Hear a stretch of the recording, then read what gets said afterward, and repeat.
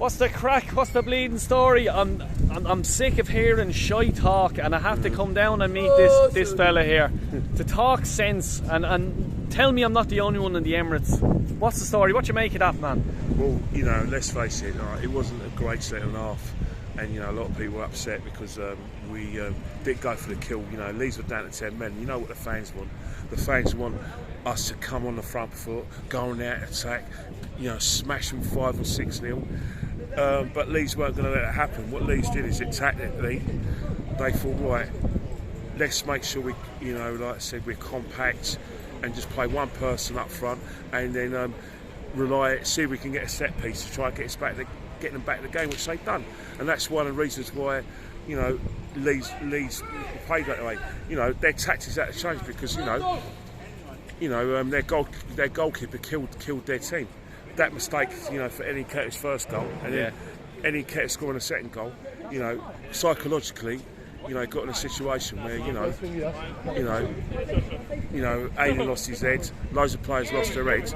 So, for me, that's one of the reasons why Leeds went out of 10 men. But in terms of Arsenal, first half, you've got to say, some good performances from them, like Odegaard, El Neni, Holding, obviously Nketiah and Martinelli. But second half, I think I can see your frustration. I can see a lot of Arsenal fans' frustration.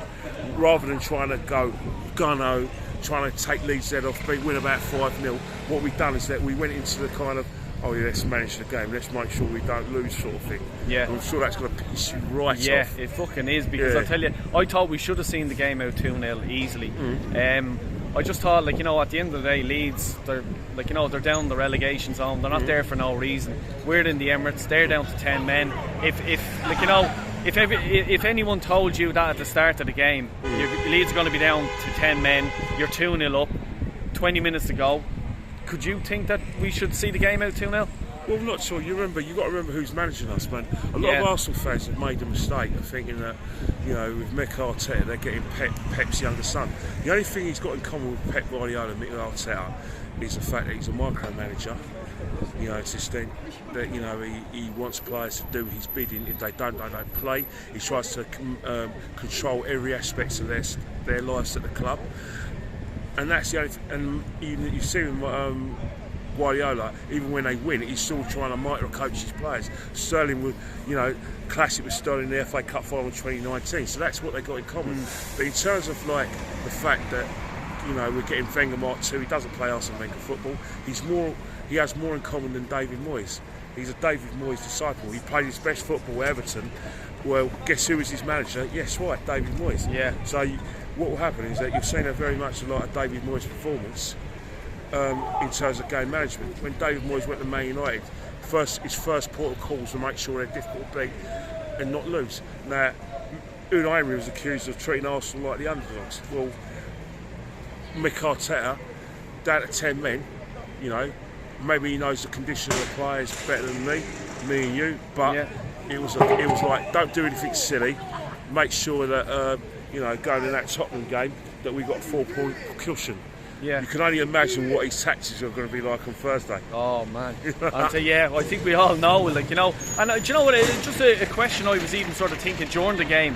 If Emery was in charge of this game the last 20 minutes, would he have seen it out 2-0, or do you think it would have been pretty much the same? It's a funny thing because a lot of people have accused Unai Emery of doing exactly what Arteta did today. That game management with about in a second half, and that's something that Arsenal fans didn't like under Unai Emery. Wanted him gone because they thought that he's treated Arsenal like the underdog. But the coach that they say has got the most structure, that's there, we're defending as part of a base, and that everything looks coordinated. Well, second half, he said his team's instructions was to make sure that they did nothing silly, didn't get anyone sent off, and make sure that at all costs they kept that kept that lead.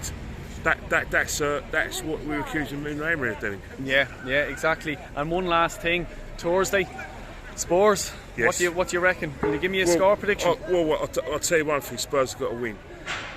But I'll tell you one thing: it'll be a shot in the arm if we go and win it, because if we go and win it and take them by surprise, that's the top four, isn't it? And you know, for a lot of fans that's mission accomplished, I would, I understand why Arsenal fans are thinking, hey, look, here's one of your heroes. God. Liam Brady, how are you? I'm St. Kevin's. How are you, pal? Yeah. Can I do a quick interview?